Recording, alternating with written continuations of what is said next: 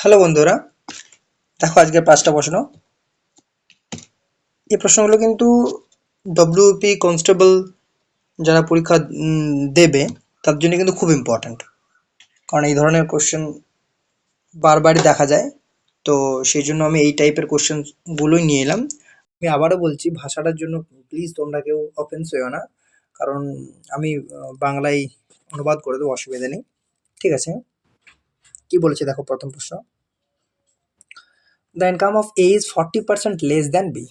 মানে A R B দুজনের মধ্যে একটা সম্পর্ক দেওয়া হয়েছে, 40% লেস দেন বি। ইফ তারপর একটা কন্ডিশন দেওয়া হয়েছে, যদি if A gets 25% rise in is income, তারপর তার এর টাকাতে যদি 25% বাড়ে, বি এর টাকাতে আবার বলেছে 40% বাড়ে, তাহলে আলটিমেটে গিয়ে পড়ে, শেষে গিয়ে পড়ে তাদের পার্সেন্টেজ অফ ইনক্রিজ কত হচ্ছে, ইনক্রিমেন্ট, সেটা বলছে। ঠিক আছে, তাহলে আমি দুজন যেহেতু আছে আমি ধরে নিচ্ছি এ আর বি। ঠিক আছে, তাহলে ঠিক আছে, সরি,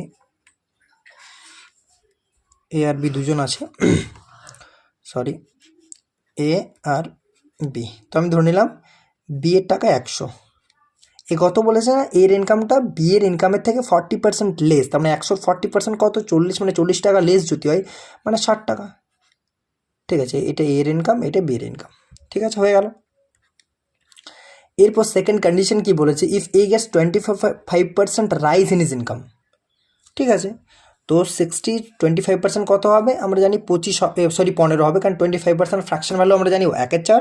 তাহলে 16 × 1/4 15 হয়ে যাচ্ছে, মানে এর এখন ইনকাম, মানে now now income of A, income of A and B, income of A and B will be কত হবে না, আমরা দেখতেই পাবো, উইল বি, এর ইনকাম কত হবে 75। ঠিক আছে, অ্যান্ড বিয়ের ইনকাম কত, বিয়ের 40% রাইজ হয়, তাহলে 140% বলতে 40 টাকা, তাহলে এখন 140 টাকা হবে। ঠিক আছে, বুঝতে পারলাম। তাহলে আগে অর্থাৎ প্রথম তাদের ইনকাম ছিল 60 টাকার, 100 টাকা টোটাল ইনকাম 160 টাকা। তাহলে ফার্স্ট, মানে ফার্স্ট কন্ডিশন বা প্রথম যদি বলি আমরা, একদম প্রথমে শুরুতে তাদের total income of A and B, আমি লিখে লিখে করছি তোমাদের বোঝার সুবিধার্থে, তোমরা এত লেখার কোনো প্রয়োজন নেই। ঠিক আছে, income of A and B equals to কত হবে, 160 হবে, বোঝার সুবিধার্থে আমি লিখছি, ব্যাস এইটুকুই। পরীক্ষার হলে কিন্তু এত লেখার সরি কোনো দরকার নেই। এরপরে সেকেন্ড কন্ডিশনে একইভাবে, সেকেন্ড কন্ডিশনে কত হবে, 140 আর 75 টাকা, অর্থাৎ দ্বিতীয়বার সেকেন্ড, আমি শুধু সেকেন্ড বলে লিখে দিলাম, সেকেন্ড 215 টাকা। ঠিক আছে, 215 টাকা। ঠিক আছে, 160 টাকা। এবার দেখো তোমরা বুঝতে পারছো কতটা ইনক্রিমেন্ট হয়েছে বা কতটা রাইজ হয়েছে, একই ব্যাপার। আগে ছিল 160 টাকা, এখন হলো 215 টাকা। তো টাকাতে যদি বলি কত টাকা বেড়েছে, না দেখতেই পাচ্ছি আমরা 55 টাকা বেড়েছে, তাহলে টাকাতে 55 টাকা বেড়েছে। ঠিক আছে, কত টাকাতে, 160 টাকাতে পার্সেন্টেজে কত হবে, 100 দ্বারা গুণ করতে হবে, এটা ক্যালকুলেশন করে পেয়ে যাবে। ঠিক আছে, একটা শূন্য কাট করে দেবো। এরপর দেখো 2 8 2 5, ঠিক আছে, এবারে এই যে 275 তোমরা দেখো, 8 3 24 হয়, 3 থাকে, 8 4 32 হয়। ঠিক আছে, 3 থাকে, তা 34 পূর্ণ 3 8 বা ফ্র্যাকশন নিয়ে গেল, একই ব্যাপার, দশমিক দিয়ে পরে তারপর 8 8 4 32 হয়ে যাবে, 8 4 যাবে না, 8 3 24, এইভাবে হবে। ঠিক আছে, নেক্সট কোয়েশ্চেন, যেভাবে করবে তোমরা, যেভাবে দেখবে অ্যান্সার চেয়েছে, রিকোয়ারমেন্ট যেমন হবে অপশন, ঠিক সেভাবে আগাবে। ঠিক আছে, the value of the expression খুব ইম্পর্ট্যান্ট, খুব ট্রিকি কোশ্চেন, এটা খুব ট্রিকি কোশ্চেন। দেখো এই যে কটের মান দেওয়া আছে, কট 1, কট 2, কট 3, কট 4, কট 5 ডট ডট ডট ডট, কট 178, কট 179। তাহলে পুরো এক্সপ্রেশনটার মান কত বলেছে, ভ্যালু কত বলেছে। ঠিক আছে, দেখো এখানে কিন্তু কোথাও না কোথাও কট 90 আছে, কট 90 আছে, কট 90 ডিগ্রি আছে, আছে তো, কট 1 2, কট 3, কট 4 5 6 7 8, এইভাবে ডট ডট ডট করে 90 পর্যন্ত থাকবে। আর আমরা জানি কট 90 ইকুয়ালস টু কী হয়, কস 90 আপন সাইন 90। বুঝতে পারলাম, কস 90 আপন সাইন 90। ঠিক আছে, কস 90-র ভ্যালুটা হয় 0, সাইন 90 1 হয়, তাহলে 0 আপন সামথিং 0 হয়, আমরা জানি। ঠিক আছে, তার মানে ওভারঅল কী দাঁড়ালো, কট 90-র ভ্যালুটা 0 দাঁড়িয়ে গেল। আর পুরো এক্সপ্রেশনটা গুণের আকার আছে, কিন্তু cot 1 cot 2 cot 3 প্রত্যেকটা গুণের আকার আছে, আর মাঝে cot 90 পড়ে গেছে, cot 90 মানটা 0 পড়ে গেছে, অর্থাৎ যে কোনো সাথে 0 গুণ করা হোক না কেন, dot dot dot dot dot dot dot into 0 আবার into dot dot dot dot যা থাক না কেন ওভারঅল এক্সপ্রেশনটা মানটা 0ই হবে। তাহলে ওভারঅল যে এক্সপ্রেশনটা 0 হবে। ঠিক আছে, বুঝতে পারলাম। নেক্সট কোয়েশ্চেন কি বলেছে, 60% of A number is added to 36 if 60% of a number is added to 36, মানে 36 এ যদি কোনো একটা সংখ্যা 60%, ইমাজিন করো, খুব ইম্পর্টেন্ট, এটা তো আমি এক্স ধরে সহজে করে দেবো। কীভাবে না, একটা সংখ্যা আমি এক্স ধরবো, এক্স ধরার পর আমি এক্সের 60% হবে কত, 3/5 ফ্র্যাকশন ভ্যালুতে। ঠিক আছে, তারপর যদি আমি 36 সাথে যোগ করি সেই সংখ্যাটা আমি এক্স পাবো, এই এক্সপ্রেশনে দাঁড়াবে। ঠিক আছে, কিন্তু আমি চাইছি না, পরীক্ষার হলে আমি বারবার বলেছি এক্সপেরিমেন্ট যখন করার এখন করবো, কিন্তু এইটা প্রস্তুতি নিচ্ছি পরীক্ষার জন্য আলটিমেট, তাহলে পরীক্ষায় গিয়ে কিন্তু এক্সিকিউট করবো আমরা। আমি বারবার বলেছি, এখনও বলছি, আবারও বলছি, এক্সিকিউট করবো। তাহলে এটা কি করা যাবে দেখো, একটু ভাবো। কি বলছে, 60% of A number added to 36, মানে 36-এর সাথে যদি কোনো সংখ্যা 60% অ্যাড করি তাহলে কিন্তু সেই সংখ্যাটাই পাবো। আমি বুঝতে পারছি, 36-এর সাথে যদি কোনো সংখ্যা 60% অ্যাড করি তাহলে সেই সংখ্যাটাই পাবো। এবং আমরা জানি প্রত্যেকে যে কোনো সংখ্যা তার নিজের 100%, কোনো সংখ্যা সেই সংখ্যাটার ইটসেলফ 100% হয়। তাহলে যদি 36-এর সাথে 60% অ্যাড করে নিলে আমি যদি সেই সংখ্যাটাই পেয়ে যাই, আলটিমেটে 100% পেয়ে যায়, তাহলে 60% অ্যাড করছি, তার মানে 36টা কত অ্যাড হলো, 40% অ্যাড হলো সেই সংখ্যাটা। বুঝতে পারলাম, আমি আবারও লিখে বোঝাচ্ছি। 36 তার সাথে যদি আমি কোনো একটা সংখ্যার 60% অ্যাড করি, অর্থাৎ আমি যদি এক্স ধরে ডিনোট করি, এটা 60% অ্যাড করছি, 60% অ্যাড করছি, আমি কিন্তু সেই সংখ্যাটাই পাচ্ছি, অর্থাৎ এক্সটাকেই পাচ্ছি, বাই এক্স ইন্টু 100% বলতে পারি তো আমি। ঠিক আছে, তাহলে দেখো, তাহলে যদি এক্স ইন্টু 60%, অর্থাৎ একটা সংখ্যা এক্স তার 60% 36-এর সাথে যোগ করলে আমি সেই সংখ্যাটাই পাবো। আবারও বলছি, কোনো সংখ্যা সেই সংখ্যাটাই কত 100% হয়, ইটসেলফ হয়, 100% হয়। ঠিক আছে, তার মানে যদি 60% 36-এ যোগ করি, তার মানে সেই সংখ্যাটা পাচ্ছি, মানে 100% পেয়েছি, তার মানে 36টা দাঁড়ালো 40% অফ দ্য নাম্বার ইটসেলফ। বুঝতে পারলাম?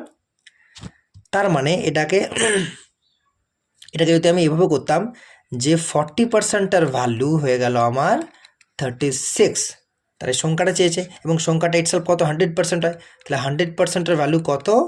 ঠিক আছে, 100% ভ্যালু কত, যদি 40% বা 36 হয়, 40কে যদি আমরা 2.5 দ্বারা গুণ করা আরে দ্বারা, তাহলে এটা 100% হয়ে যায়। আর যদি আমি লেফট হ্যান্ড সাইডকে যা মানে কি বলবো, যা ফাংশন করবো, রাইট হ্যান্ড সাইডে সেই ফাংশন একই করবো, তাহলে এটাকে 36কে আড়াই দ্বারা গুণ করবো। ঠিক আছে, তাহলে কত হবে, 90 হয়ে যাবে। তার মানে সেই সংখ্যাটা কত, 90। আমি বুঝতে পারলাম। আমি আবারও বলে দিচ্ছি, আমি এক্স ধরে যদি করি ট্র্যাডিশনাল মেথডে বা অ্যাজ ইউজুয়াল মেথড যাই বলো না কেন, এটা এই ইকুয়েশনে দাঁড়াবে, কিন্তু এটা কত সময় লাগবে। তাহলে কি এখানে কি বলে দিয়েছে, কন্ডিশন বলেই দিয়েছে যে if 60% of A number is added to 36 give the number itself. আমি আবারও বলে রাখি যে কোনো একটা সংখ্যা তার কিন্তু 100% হয়, 100 ইটসেলফ হয়, 100% হয়। ঠিক আছে, তাহলে যদি 60% সাথে 36 যোগ করে, তাহলে যদি সেই সংখ্যাটাই পাই, আমরা 100% পেয়ে যাচ্ছি, তাহলে 60% সাথে কত যোগ করলে 100% পাই, 40% যোগ করলে, এবং 40%-এর জায়গায় 36 নাম্বারটা আছে বা 36 সংখ্যাটা আছে, তার মানে নিশ্চয়ই 40% ভ্যালুই 36, তাহলে 100%-এর ভ্যালু কত, এখান থেকে পেয়ে যাবো আমরা 90। নেক্সট কোয়েশ্চেন, সরি, এবার দেখো খুব একটা ইম্পর্টেন্ট কোয়েশ্চেন, কি বলেছে, a man has rich 480 in the denomination of 1 rupee, মানে টাকার অঙ্কটা কত বলা আছে, 480 টাকা, তার মানে কী কী নোট আছে বা কী কী টাকা আছে বা কত টাকার অঙ্ক আছে, সেই সেন্সটা বলা হয়েছে আমাকে, সেইটা বলা হয়েছে। 1 টাকা বলা হয়েছে, 5 টাকা, 10 টাকা। ঠিক আছে, প্রত্যেকটা কিন্তু the number of notes of each denomination is equal, সমান, মানে যদি 1 টাকার একটা থাকে, 5 টাকার একটা, 10 টাকার একটা, এই সেন্সটা বলা হয়েছে। What is the total number of notes that he has, total number of notes কত। তো আমি ধরে নিতে পারি, আমি এক্স ধরে নিতে পারি, এবং যেহেতু এক্স ধরবো, তাহলে 1 টাকারও এক্সট্রা নোট আছে, 5 টাকার এক্সট্রা নোট আছে, 10 টাকার এক্সট্রা নোট আছে। ঠিক আছে, এবং যেহেতু প্রত্যেকটা সমান বলা হয়েছে, এখানে বলা হয়েছে না, the number of notes of each denomination is equal, সমান বলা হয়েছে। তাহলে 1 টাকার যদি একটা নোট থাকে বা এক্সট্রা নোট আছে, মানে x টাকা আছে, যদি 5 টাকার এক্সট্রা নোট আছে মানে 5x টাকা আছে, যদি 10 টাকার এক্সট্রা নোট আছে মানে 10x টাকা আছে, টোটাল টাকা এটা। কিন্তু এই টাকার ভ্যালুটাই বলা হয়েছে 480, ঠিক আছে। তাহলে এটা বলা হচ্ছে 480, মানে ইকুয়ালসটা আমি যদি নিচে লিখি 480, ঠিক আছে। তাহলে 16x equals to 480, x equals to 30। তার মানে 1 টাকার নোট আছে 30টা এবং প্রতিটা নোটের সমান বলেছে, তাহলে 5 টাকার নোটটা 30টা আর 10 টাকার নোটটা 30টা, তাহলে টোটাল নোট কত? 3 into x equals to 3 into 30 equals to 90। Total কটা নোট আছে? 90টি নোট আছে, ঠিক আছে। বুঝতে পারলাম? এই জায়গাটা ইম্পর্টেন্ট, এই জায়গাটা দেখাচ্ছিল, ঠিক আছে। Next question, the greatest number by which when the number 1658 and 2038 are divided, the remainders are 7 and 6 respectively. খুব ভালো ট্রিক কোশ্চেন। কীরকম? অ্যাকচুয়ালি এটা আমার কিন্তু সরি এইচসিএফ বের করতে বলেছে, বা হাইয়েস্ট কমন ফ্যাক্টর, ঠিক আছে, বা গসাগু যদি বলি আমরা, এইচসিএফ বা গসাগু, তাই না? হাইয়েস্ট কমন ফ্যাক্টর বা গসাগু, ঠিক আছে, গসাগু বের করতে বলেছে। তো সরি, গসাগু কীভাবে বের করবো আমরা? বলেছে যদি এই সংখ্যাগুলোকে সেই সংখ্যাটা দ্বারা ভাগ করি তাহলে কিন্তু আমার রিমাইন্ডার 7 আর রিমাইন্ডার 6 রেসপেক্টিভলি যথাক্রমে থাকবে। তার মানে যদি এখান থেকে 7 এখান থেকে 6 বিয়োগ করি তাহলে সেই সংখ্যা দ্বারা পুরোপুরি টোটালি ডিভিজিবল হবে, এটাই বলতে চাই। তার মানে 1658কে যদি ভাগ করি, 7 রিমাইন্ডার থাকবে, 7 বাদ দিয়ে দেবো, ঠিক আছে, এটা হবে 1651। আবার যদি 2038কে আমরা ভাগ করি তাহলে 6 রিমাইন্ডার থাকবে, মানে যদি 6 বাদ দিয়ে তাহলে 2032কে যদি টোটাল ডিভিজিবল হবে।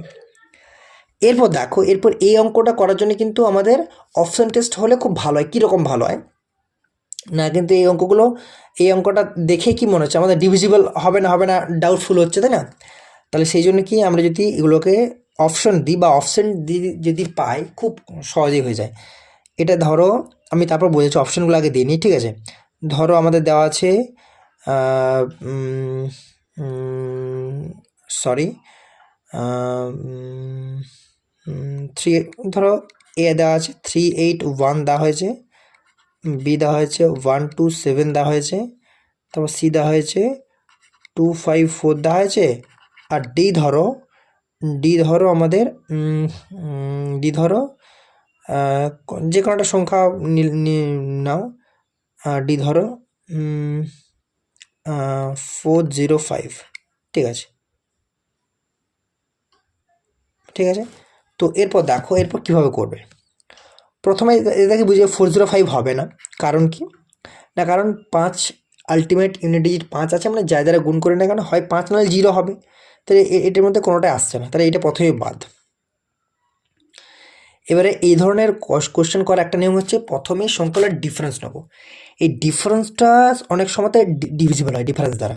তাহলে 1651 2032-এর ডিফারেন্স যদি নিই আমরা, যদি সংখ্যা দুটোর ডিফারেন্স নিই 1651 আর 2032-এর, তাহলে ডিফারেন্সটা হবো 381, এই ডিফারেন্সটা হবো।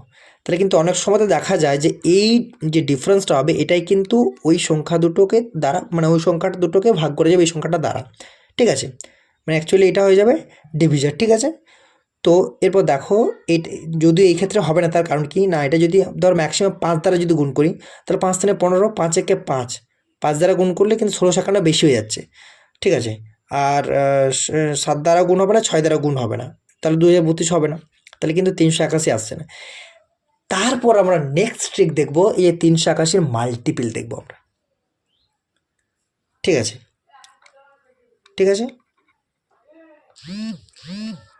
বা অনেক সময়তে গুণনীয়ক দেখবো আমরা, মানে গুণিতক দেখতে পারি বা গুণনীয়ক দেখতে পারি, ঠিক আছে। তাহলে এবারে এইটার মানে দেখবো যে আমরা, যেমন ধরো এখানে 127 381 মাল্টিপিল, ঠিক আছে, 127 254 381 কিন্তু মাল্টিপিল নয়, 381টা 381 মাল্টিপিল, কিন্তু এটাতে ভাগ করে যাচ্ছে না, তাহলে এখানে একমাত্র একটা অপশন হচ্ছে 127, যেটাতে কিন্তু টোটালি ডিভিজিবল, তোমরা দেখে নিও। এবারে 127 দিয়ে যদি ভাগ করে দেখে নিও, এটা হয়ে যাবে তোমার 13, অর্থাৎ 1651-কে যদি 127 দিয়ে ভাগ করি আমার কোশেন্ট আসবে 13, আর যদি আমরা 2032-কে আমরা 127 দিয়ে ভাগ করি কোশেন্ট আসবে 16, সরি তাহলে 13 ঠিক আছে। তার মানে 127 দিয়ে টোটালি ভাগ করে যাচ্ছে, মানে 127 দ্বারা যদি আমি সংখ্যা 1658কে ভাগ করি তাহলে আমার রিমাইন্ডার থাকবে, যদি 2038কে ভাগ করি 6 রিমাইন্ডার থাকবে। বুঝতে পারলাম? ঠিক আছে। তার মানে মেন যেটা ফাংশন ছিল সেটা এটাকে বিয়োগ করার পর এই যে দুটো সংখ্যার অন্তর নেবো, অন্তর নেওয়ার পর আমরা দেখবো যে অপশান টেস্ট করার চেষ্টা করবো সেই সংখ্যাটা গুণনীয়ক পাচ্ছে কিনা বা সেই সংখ্যা দ্বারা ভাগ করা যাচ্ছে কিনা। ঠিক আছে। তো আশা করি তোমাদের প্রত্যেকেরই ভালো লাগবে। তো প্লিজ সাবস্ক্রাইব করো, আর ভালো লাগলে অবশ্যই বন্ধুদের মাঝে শেয়ার করো যাতে তারাও এই ধরনের প্রিপারেশনের মধ্যে দিয়ে থাকতে পারে। লাইক করো। Thank you.